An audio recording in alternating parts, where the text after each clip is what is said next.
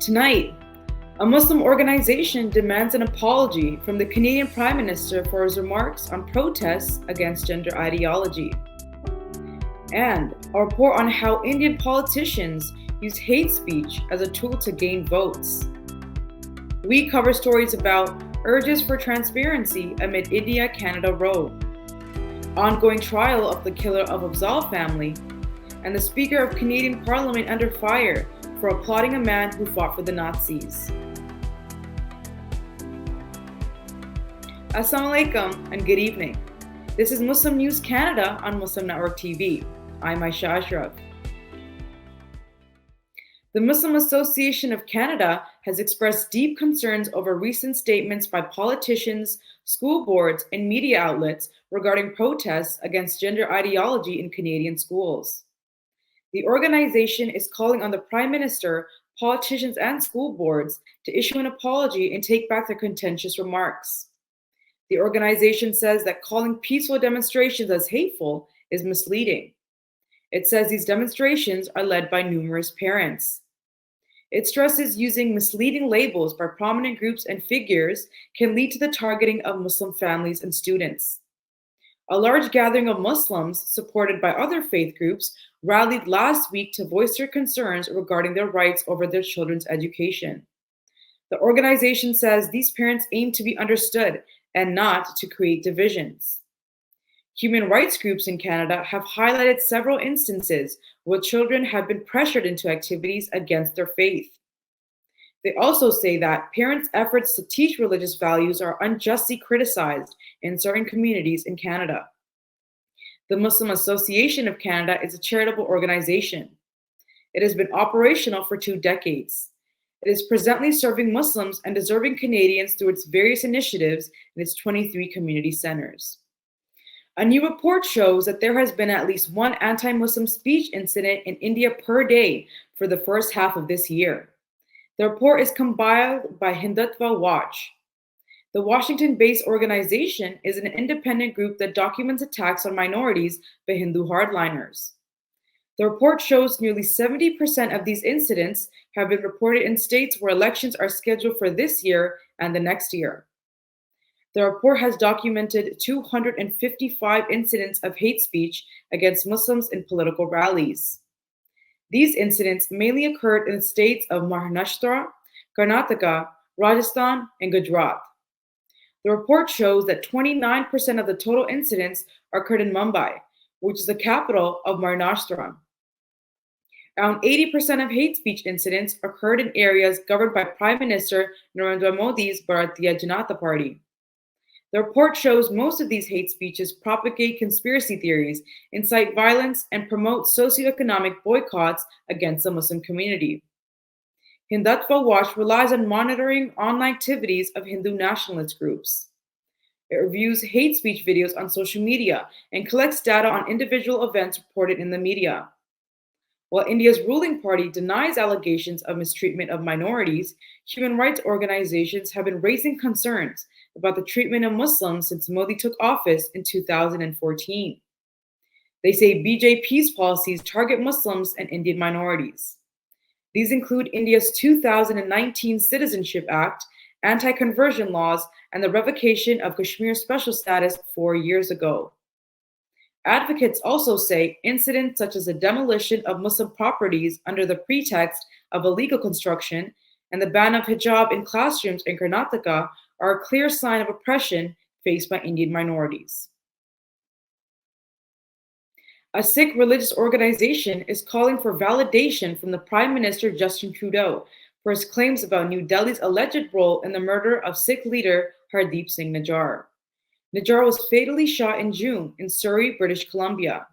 He was targeted in front of a Sikh temple. So far, no arrests have been made. Nijjar was an advocate of a separate Khalistani state in Punjab, India. India had labeled him a terrorist, a claim denied by Nijjar and his supporters. Last week, while addressing the parliament, Trudeau said there was credible intelligence that suggests Indian authorities were involved in the incident. The Sikh organization says that while what Trudeau says cannot be easily rejected, the truth against Indian agencies should be brought to light. It says a sincere effort should be made by both countries that goes beyond politics. In a statement posted on social media platform X, the organization says that its objective is to stop drawing divisions between different communities. It says the Sikh community respects all religions and does not hold enmity against anyone. Trudeau's bombshell allegation of India's involvement in Najjar's murder has heightened tensions to the point where both countries have expelled each other's diplomats.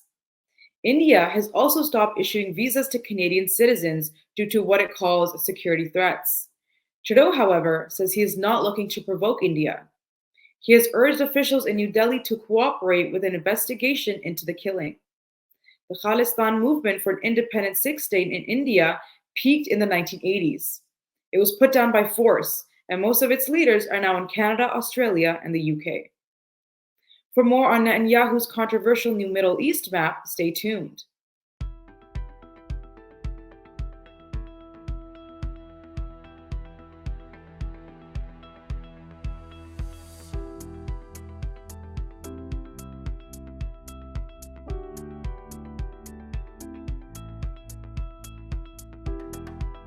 As the trial for the killer of Saul family enters its third week, Ontario Superior Court jurors have been presented with photos of the damaged pickup truck used by the perpetrator in the horrific act.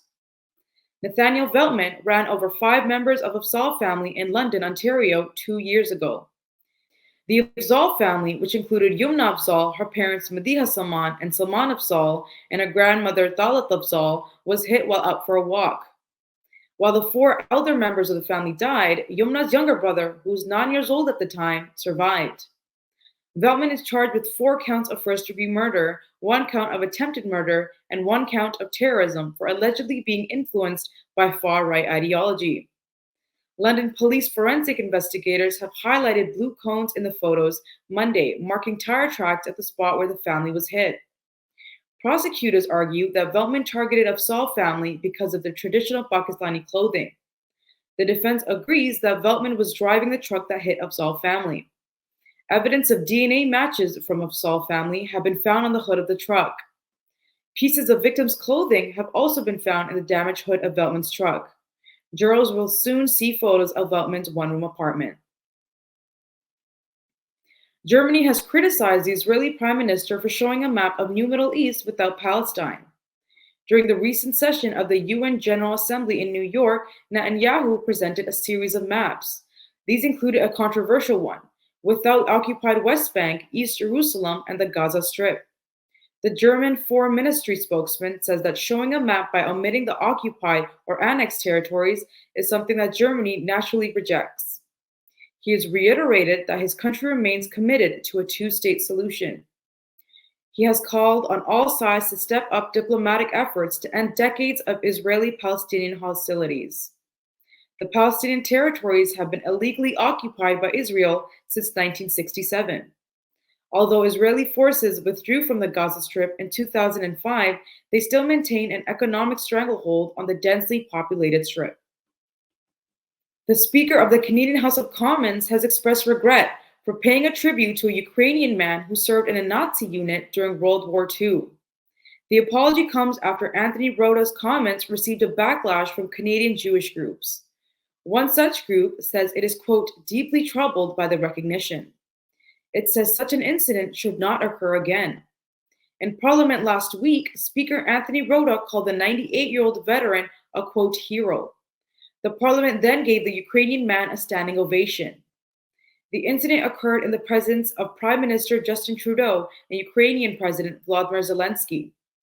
Prime Minister Justin Trudeau is calling the incident, quote, deeply embarrassing. Trudeau says he had not known about the invitation to the Ukrainian man. Roda later explained that the decision to honor the Ukrainian man was his alone, and that no one else had been informed about his intentions beforehand.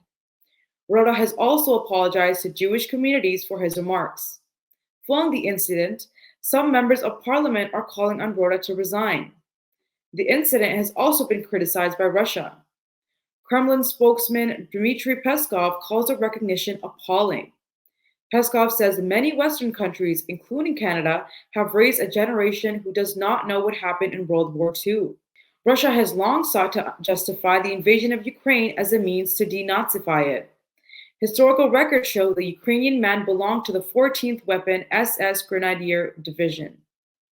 The division consisted mostly of ethnic Ukrainians and operated under Nazi command during World War II.